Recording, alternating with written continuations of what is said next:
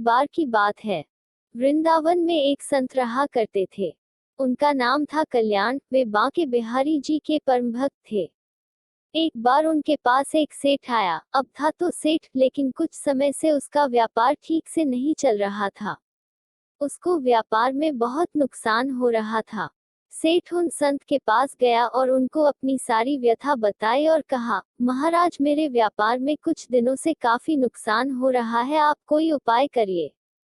संत ने कहा, सेठ जी, अगर मैं ऐसा कोई उपाय जानता तो आपको अवश्य बता देता, लेकिन मैं ऐसी कोई विद्या नहीं जानता जिससे मैं आपके व्यापार को ठीक कर सकूं। ये मेरे बस में नहीं है।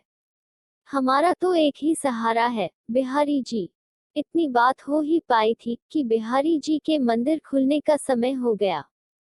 संत सेठ जी को बिहारी जी के मंदिर में ले आए और अपने हाथ को बिहारी जी की ओर करते हुए सेठ जी को बोले, आपको जो कुछ भी मांगना है, जो कुछ भी कहना है, इनसे कह दो।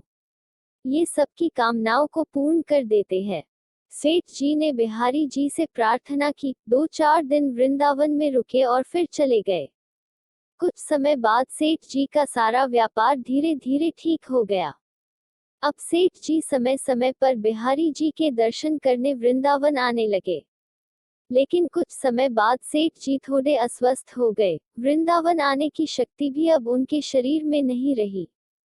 एक बार उसका एक जानकार वृंदावन धाम की यात्रा पर जा रहा था। इस बात को जानकर सेठ जी को बड़ी प्रसन्नता हुई। सेठ जी ने उसे कुछ पैसे दिए, 750 रुपये, और कहा कि ये धन तू बिहारी जी की सेवा में लगा देना और उनको पोशाक धारण करवा देना। वो भक्त जब वृंदावन आया तो उसने सेठ जी के कहे अनुसार बिहारी जी के लिए पोशाक बनवाई और उनको भोग भी लगवाया। लेकिन इन सब व्यवस्था में धन थोड़ा ज्यादा खर्च हो गया। लेकिन उस भक्त ने सोचा, चलो कोई बात नहीं, थोड़ी सेवा बिहारी जी की हमसे भी बन गई। अब इधर मंदिर बंद हुआ तो बिहारी जी रात को सेठ जी के स्वप्न में पहुंच गए। सेठ जी को स्वप्न में ही बिहारी जी ने कहा, तुमने जो मेरे लिए सेवा भेजी थी वो मैंने स्वीकार की, लेकिन उस सेवा में 249 रुपये ज्यादा लगे हैं। तुम उस भक्त को ये रुपए लौटा देना। ऐसा कहकर बिहारी जी अंतर्ध्यान हो गए। सेठ जी की जब सुबह आंख खुली तो वे बिहारी जी की लीला देखकर आश्चर्यचकित रह गए। सेठ जी जल्द से जल्द तैयार होकर उस भक्त के घर पहुंच गए और उसको सारी बात बताई। यह सब जानकर वो भक्त आश्चर्यचकित रह गया कि ये बात तो सिर्फ मैं ही जानता था और तो मैंने किसी को बताई भी नहीं। सेठ जी ने उनको वो 249 रुपये दिए और कहा, मेरे सपने में श्री बिहारी जी आए थे, वो ही मुझे ये सब बात बता कर गए हैं।